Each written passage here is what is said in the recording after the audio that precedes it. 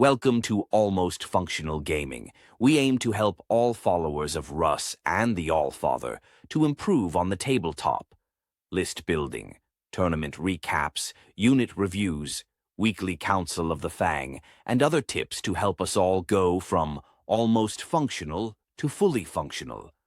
Please like, share, and subscribe. Also, check out our merch store and Almost Functional score tracker on Amazon. What's up, everybody? Welcome back to Almost Functional 40K. I want to talk a little bit about Bjorn the Fell-Handed. I know we've said he's really, really good, and we're thinking, yeah, he's probably AUTOTAKE. After playing with him and thinking deeper into some of the things, he is absolutely an AUTOTAKE. Maybe even more than Logan. He's probably the most important piece in my lists. So we'll just run through his data sheet real quick and then get into some of the reasons that aren't apparent on the surface as to why I think Bjorn should be in every Space Wolf list. So he moves 9. That's great for a Dreadnought. T9, 2-up save, 8 wounds, leadership 6, OC 3. Cool. 5-up invul, which he didn't have before. Really, really nice. Ranged weapons, I like to run him with the Hellfrost. 12 inches, D6 shots, strength 6, neg 1/2 damage torrent. That with his heavy flamer on his other hand, that's really, really good Overwatch. And he also can shoot it as a one-shot, 36 inches? One shot, hits on to strength 10, neg 3, 5 damage. I was getting it mixed up with a Melta. I thought it was only 18 inches. So that's even better than I thought. So the Hellfrost cannon is 36 inches and flat 5 damage. Really, really good shooting. Great Overwatch. Double Flamer Overwatch can be really, really good. Melee, he's got True Claw, 6 attacks, hits on 2, strength 12, neg 2, 3 damage, lethal hits. I wish it had sustained or dev or anything, because at strength 12, you already wound most stuff well. You don't really need lethals. That just seems a little almost wasted there. But that's his role. He still hits pretty good. Then we get into his abilities.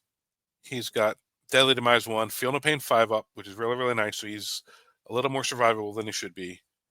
Legendary Tenacity. Each time an attack targets this model, if the strength characteristic of that attack is greater than the model's toughness characteristic, subtract 1 from the wound roll. Same rules our Terminators have. -1 to wound if your strength is higher. With a T of 9, 2-up save, 5-up invul, 5-up Feel No Pain. He's fairly survivable. And then the rule that everybody was saying is the reason you AUTOTAKE him.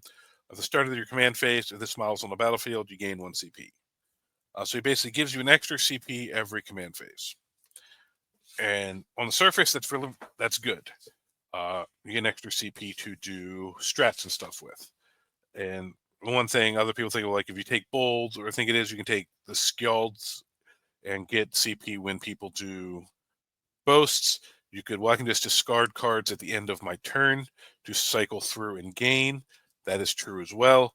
But Bjorn gives it to you at the beginning of the turn as opposed to at the end of the turn. So you have it during your turn, which is big.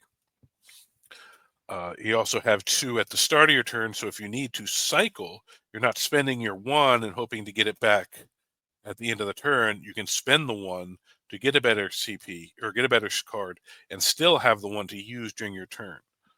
That's big.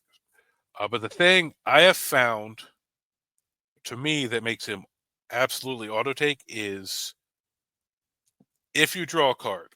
And some of the ones this really works with are Overwhelming Force, Sabotage, Marked for Death, Tempting Target, things like that. So say, all right, so I'm not in position to get a Sabotage. I'm not in position to get Overwhelming Force. I don't have to discard it at the end of my turn. And with the change to the new mission pack, which I don't know if everybody knows this, you can now discard a card at the end of your opponent's turn. So say, all right, I have Assassination. I can't get in your characters this turn. I hold on to it through your turn. So now you have to decide, am I going to move a character out to do something and give you, because I know if you hold it, now I'm possibly giving you 5 points next turn? Or do I hold that character back and not give it to you, but now I'm not putting myself in a better position to do this. So you basically just have more information at the end of their turn when you decide to get rid of the card, but you also can potentially affect your opponent's game and force them, well, I'm not going to bring this character unit out. Well, now they're at a less advantageous position than if you had discarded on your turn and then, all right, assassination's gone, I can push. Or if you have overwhelming force. Well, now they're like, well, I don't want to move these units onto the objective. Oh, I have cleanse or I have area denial or something like that. Well, I don't want to run this one little, I have establish or cleanse. I don't want to run this one little unit out to score 2 points because then he's going to kill it off in game 3 and I'm at a net loss. So then they don't come out to score those points, and then you can still discard that card, but you've stopped them from coming out to score points. So there's some real little plays there that I don't know if anyone else saw that, but I didn't think of that when we first were thinking about Bjorn.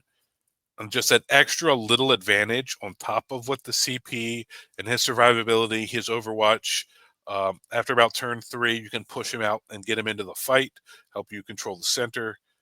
A lot of times when you run the Fenrisian Wolves, if your Terminators and stuff are in reserve, if they don't have like indirect or deep strikes, you can push your infiltrators forward, have Bjorn sitting there babysitting the Fenrisian Wolves early in the game while they hold that home objective, or they can run out and string back to Bjorn, who's kind of in your backfield while your other stuff's in reserve. So you have that character to let your dogs do an area denial or something like that middle early to protect your other assets.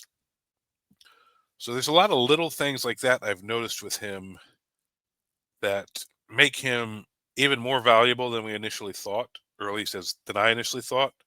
But the biggest of them is just that versatility that you get with when to discard your cards and the way it can affect your opponent's thought process and the way they play the game. It can possibly force them to play a slower tempo than they initially planned, or send out something staged more carefully. So then you can still get rid of that card.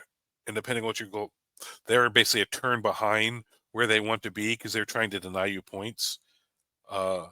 That's it. So I don't want to get too long-winded on that, but I think Bjorn is absolute auto-take in every Space Wolf list. That just little extra granular stuff on top of just what you see on the data sheet when you first glance at it just makes the game so much easier to play if you take advantage of all these little bonuses you get from him. But thank you guys for watching, and we will catch you next time. Thank you for watching Almost Functional Gaming. We appreciate the support of all followers of Russ and the Allfather. Please like, share, and subscribe. Also, check out our merch store and Almost Functional Score Tracker on Amazon. Everything helps support the growth of this channel, and we appreciate it.